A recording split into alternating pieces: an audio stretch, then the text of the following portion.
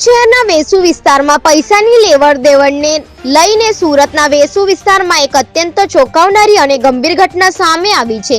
મેડિનિયન કેફેના માલિકને માત્ર 8,000નું બાકી બિલ ન ચૂકવવા બદલ બે યુવાનોએ અપહરણ કરી બેફામ માર માર્યો હતો અને હિંમતભેર આ હુમલાનો વિડીયો પણ બનાવ્યો હતો।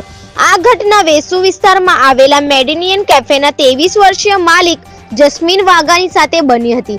જસ્મીન વાઘાનીએ આ સમગ્ર મામલે વેસુ પોલીસ સ્ટેશનમાં આરોપીઓ વિરુદ્ધ સત્તાવાર ફરિયાદ નોંધાવી છે।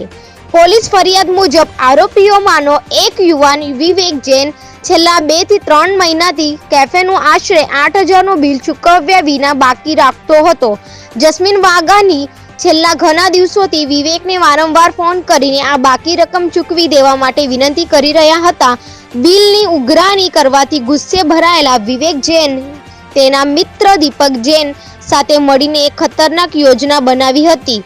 બંને આરોપીઓ કેફે માલિક જસ્મીન વાઘાનીનું અપહરણ કર્યું હતું। પોલીસે માર મારતા હોવાના વિડીયો રેકોર્ડિંગના મુખ્ય પુરાવા તરીકે જપ્ત કરી બંને આરોપીઓને ઝડપી પાડવા અને કાયદેસરની કડક કાર્યવાહી હાથ ધરવા માટે તપાસના ચક્રો ગતિમાન કર્યા છે।